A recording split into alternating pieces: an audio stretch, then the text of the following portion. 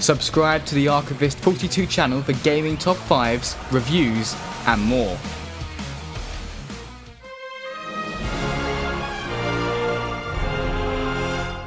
Hi people, it's Archivist here, and today I would like to talk about Titanfall, but not in such a positive light this time. First of all, to get it out the way, the actual game itself is incredible, and I've said this before, it's an amazing game. If you own an Xbox One, 360 or a PC, go out and get it now. Trust me, it's excellent. Unless of course you're just not a fan of first person shooters, this will not change your mind. But I would like to go over a few reasons that Titanfall is causing something of a controversy among the gaming community. So the first thing to talk about is the fact that Titanfall isn't available for the PlayStation 4, and it's annoying a lot of people. I mean, you just have to go to Metacritic to see how outraged certain people are. And you know what? You could call it fanboyism, but I think their grievance is justified. It's not on the PlayStation 4, but it should be. Well, we all know the hardware is certainly up to scratch. It's superior to the Xbox One when it comes to horsepower, so there's no reason there. There's no Kinect integration, so one of the few justifications for it not being on the PlayStation 4 isn't there. I mean, it works fine on the PC, for one thing, as I know personally.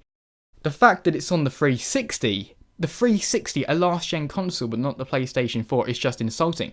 We know why it's happened. It's because Microsoft have basically gone up to Respawn and paid them a large sum of money to restrict it from going onto their competition. And you know what? They made the right decision. Just look at sales figures in the UK. Xbox One has been selling loads. I mean, was it 96% up since Titanfall came out, with the bundle accounting for 70% of all sales? It's ridiculous. And they've made a great call there from a business point of view.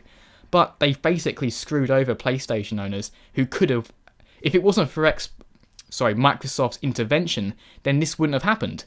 So possibly one of the major annoyances with Titanfall is the fact that it's not for the PlayStation 4, despite the fact it should be. I'm going to say here, it should be on the PlayStation 4. Another thing is something that's going to happen with any multiplayer game, okay? First of all, server issues. I've not been affected, but chances are someone has been. And when someone gets annoyed, they're going to go and they're going to post on forums. I've done it before. You know, if you can't play this game you've just spent loads of money on, you want to talk to someone. You demand a reason why you're not being able to play this game you've just spent £45 on. I mean, that's how much it was on Origin. And so what this can do is, it's a case of the vocal minority.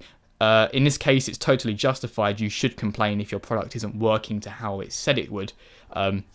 And this can basically create a feeling that the game isn't so great when it actually is, because obviously the people who are enjoying Titanfall are just playing it.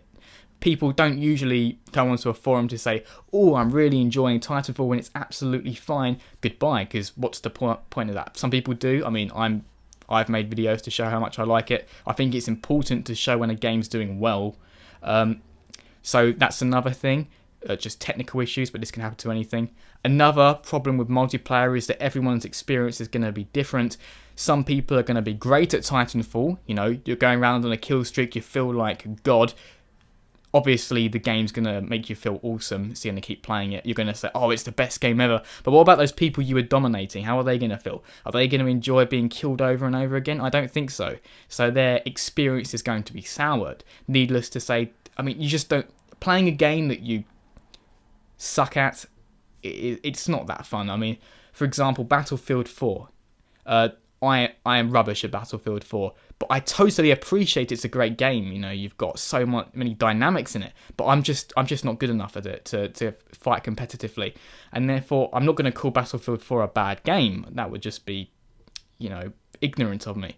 But I will say I just personally don't enjoy it. Not everyone is going to do that. Some people will say because their experience was soured, the game is rubbish, and that's just going to happen. Another problem you can argue with Titanfall is that it is repetitive, and I guess that is true.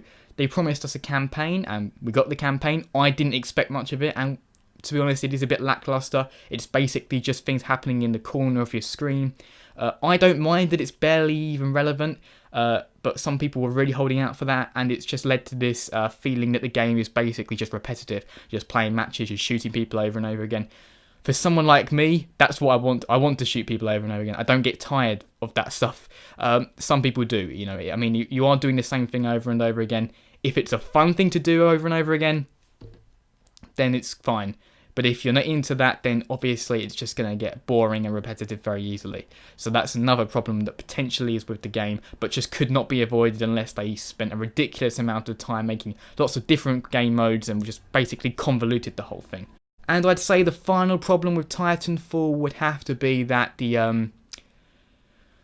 it's stretching a bit, but the visuals are a little bland. They're fine. I think they're fine. In fact, some maps do look quite nice, but there's nothing really striking about it. The designs of the Titans are fairly unique, but the game does look fairly generic, and this has led to a load of people comparing it to Call of Duty. I mean, come on, look, the games are so similar. Respawn worked on previous Call of Duty games. You see that, I've seen that everywhere, people calling it Call of Duty Titanfall. And you know what? Yeah, it is in a way, and there is a lot of animosity towards the Call of Duty series. It's known for recycling material. I personally am on the fence a bit.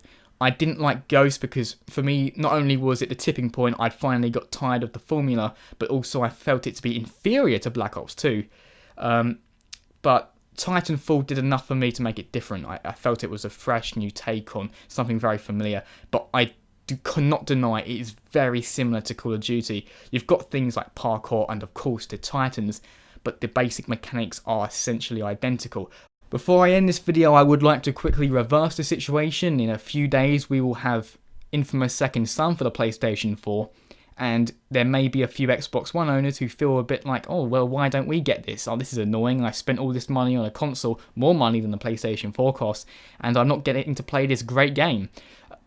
And a grievance is there, a justifiable grievance is there. In a great world, we would live with every single game for every single console, but sadly that is not the case. There are perhaps some ways you could look at it. I know there is definitely touchpad integration in Infamous Second Son. There is no touchpad on the Xbox One controller. The graphics are definitely demanding. You just have to look at it, and also I know it's in 1080p. I know it's at 30 frames per second, and no game is going to go below 30 frames if they know what they're doing. So that would mean if it was to be put on the Xbox One, it would have to be scaled down, because as we know, PlayStation 4 has more power in it than the Xbox One. And finally, you could also make the argument that Sucker Punch are more heavily integrated with Sony than Respawn are with Microsoft, so that could be another reason for exclusivity. So thank you for watching my vlog video. I don't script these, so I apologise if I did sound a little incoherent. As always, people, thanks very much for watching, and see you next time.